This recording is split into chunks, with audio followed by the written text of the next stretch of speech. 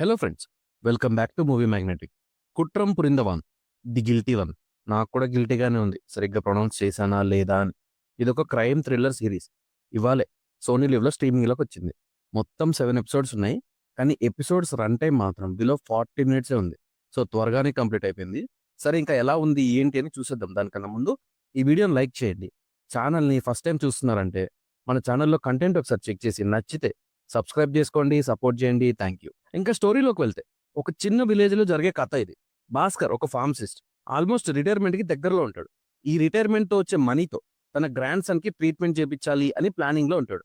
అయితే ఒక రోజు ఊర్లో జాతర జరుగుతుంటుంది. అదే టైంలో భాస్కర్ నైబర్ అయిన సాల్మన్ చనిపోయి ఉంటాడు.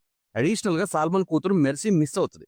సో ఇంకా ఈ కథ మొత్తం మెర్సీ మిస్సింగ్ చుట్టూ రూట్ అయి ఉంటుంది. అసలు సాల్మన్ ఎలా చనిపోయాడు, మెర్సీ మిస్సింగ్ అనుకున్నది ఎవరు, వాళ్ళ మోటివ్ ఏంటి, భాస్కర్ తన గ్రాండ్ సన్కి ట్రీట్మెంట్ చేయించాడా లేదా, తర్వాత ఏం జరిగింది, ఇదంతా సీరియస్ చూసి తెలుసుకోవాలి. నా వరకు బాగుంది సిరీస్. ఒక మంచి గ్రిప్పింగ్ స్క్రీన్ ప్లే రాసుకున్నారు. చాలా సాఫ్ట్ హార్టెడ్ హ్యూమన్ ఈ భాస్కర్.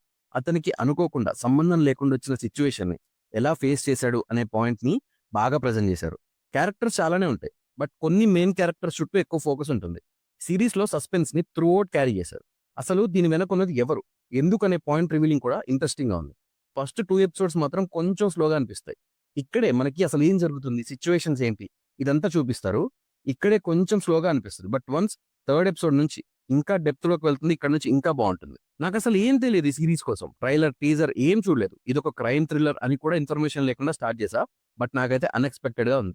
పశుపతి గారి యాక్టింగ్ కూడా చాలా బాగుంది. భాస్కర్ రోల్లో జీవించేశారు. లిటరల్లీ ఇలాంటి ఒక సిచ్యువేషన్, అలాంటి ఒక పర్సన్కి వస్తే ఎలా స్ట్రగుల్ అవుతాడు అని ఆయన యాక్టింగ్ తో కన్విన్స్ చేశారు. చాలా ఇన్నోసెంట్ క్యారెక్టర్ ఇది. అందులోనే తన స్ట్రగ్లింగ్ ని కూడా చాలా బాగా ప్రజెంట్ చేశారు. అయితే సిరీస్ లో కూడా ఫాల్స్ ఉన్నాయి. ఇందులో లాజిక్స్ ఉన్నాయి కనుక చెప్తున్నా, 100% లాజికల్ గా అయితే లేదు. చిన్న చిన్నవి మనమే సెన్స్ చేస్తాం. వాటిని కూడా చూసుకొని ఉంటే ఇంకా బెటర్ గా ఉండేది. మ్యూజిక్ కూడా బాగానే ఉంది. రైటింగ్ అండ్ డైరెక్షన్ కూడా బాగుంది. చిన్న చిన్న లాజిక్స్ చూసుకుంటే ఇంకా బాగుంటది. పశుపతి గారి పర్ఫార్మెన్స్ మాత్రం స్టాండ్ అవుట్ ఉంటుంది. Literally one man show. So ఇంకా సిరీస్ ఎలా ఉంది, నచ్చిందా లేదా అంటే, అఫ్ కోర్స్ ముందే చెప్పే కదా, నచ్చింది. ఏం ఎక్స్పెక్ట్ చేయకుండా స్టార్ట్ చేయండి, you will like the series. అయితే సీజన్ 2 ఉండే ఛాన్సెస్ ఉన్నాయనుకుంటున్నా. క్లైమాక్స్ లో కొంచెం అలా అనిపించింది, హింట్స్ ఇచ్చారు. సిరీస్ అయితే సోనీ లివ్ లో తెలుగులో అవైలబుల్ గా ఉంది. మీరు సిరీస్ చూస్తే మాత్రం మీకు ఎలా అనిపించిందని నా కామెంట్ లో మెన్షన్ చేయండి. నా రివ్యూ నచ్చితే సబ్స్క్రైబ్ చేసుకోండి. Thank you for watching.